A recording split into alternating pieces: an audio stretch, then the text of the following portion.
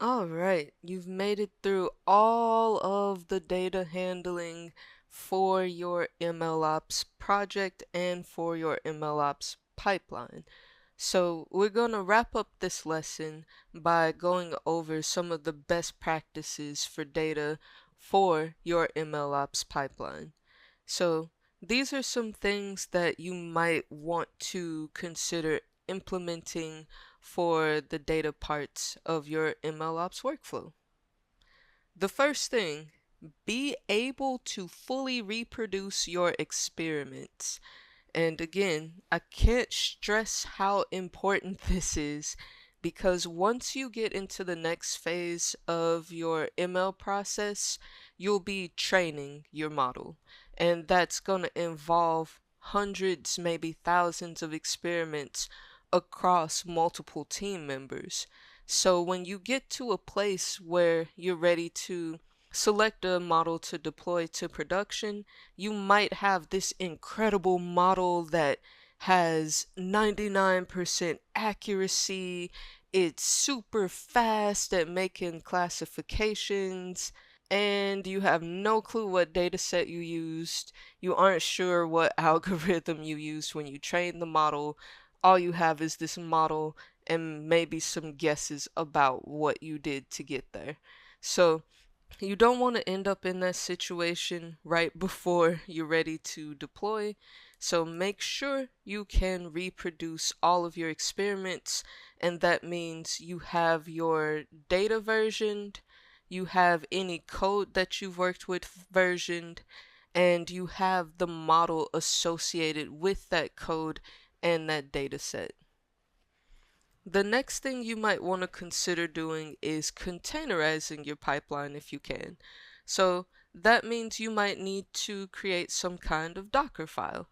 And the reason this is helpful is when you're starting to run experiments in the cloud, and let's say you're spinning up like EC2 instances and you're orchestrating containers with Terraform, you want to make sure that all of your experiments run in the same type of environment with the same configurations.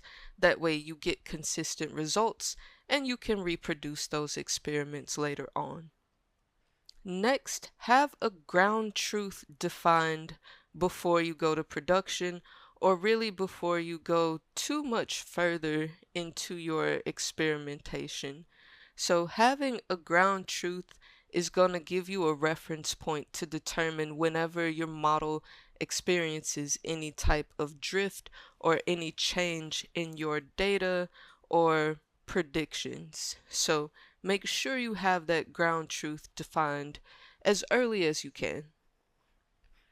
And next, have layers of tests embedded as you go through your data. So these tests can check to make sure your data is in the right format. You can have tests to make sure that all of your data sources were integrated into the central location correctly.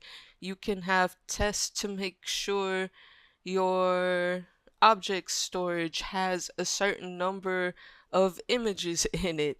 You can have a test for anything on your data, but just make sure that your tests do something to check like a format you would normally have to manually check.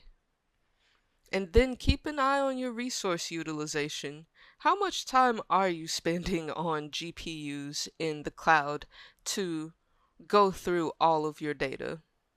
Make sure your data and any models you produce with that data are compliant with laws and regulations in your industry.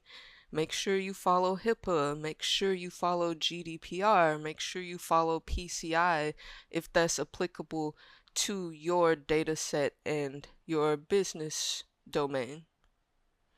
Think about doing some kind of configuration management through code versioning and CI/CD. So this is where you start to get to the point where you can set up pipelines to automate some of this data handling for you. And then finally, MLOps is a lot like DevOps. It depends on how well teams are able to communicate with each other. So as long as you and your team and any associated teams are in sync with each other, your MLOps process is probably going to go really smoothly.